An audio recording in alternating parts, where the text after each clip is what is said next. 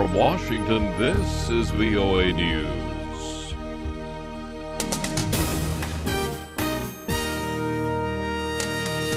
Coming up, dealing with the Islamic State insurgency, the latest on the Ebola outbreak.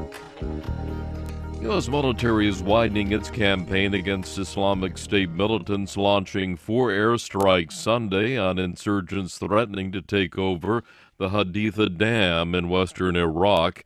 U.S. officials said Iraq remains in control of the dam, a major source of water and electrical power.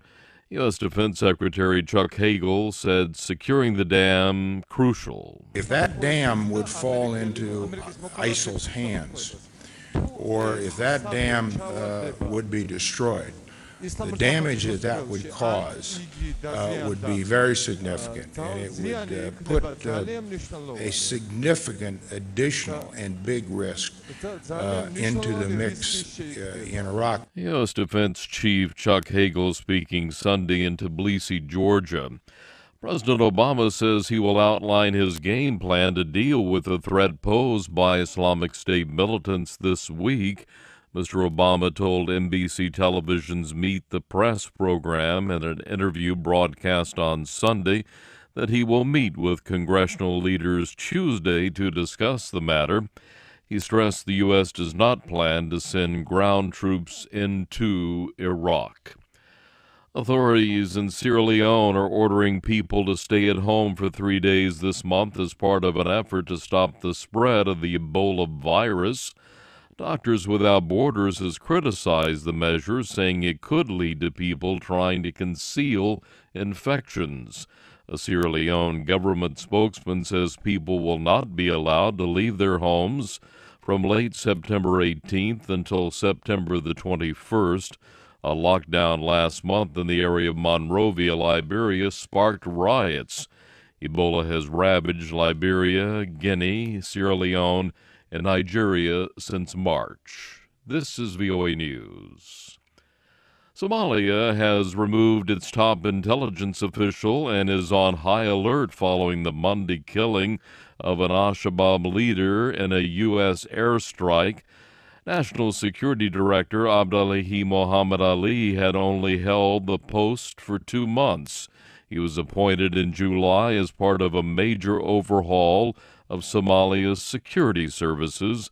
The decision comes as Somali officials put the country on high alert after the militant group al-Shabaab confirmed the death of its leader, Ahmed Abdi Godane, in a U.S. airstrike last week. Fighting and shelling in eastern Ukraine has put a 2-day-old ceasefire between Kiev and pro-Russia separatists in jeopardy. Shelling near the Donetsk airport on Sunday set 2 houses on fire in a small village, and clashes near the city of Mariupol killed a civilian and wounded 3 others. Both sides blamed the other for shattering the truce.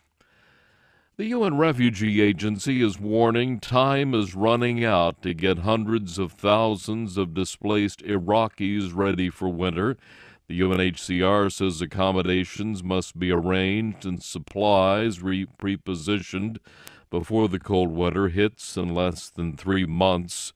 Lisa Schlein reporting from the UNHCR headquarters in Geneva.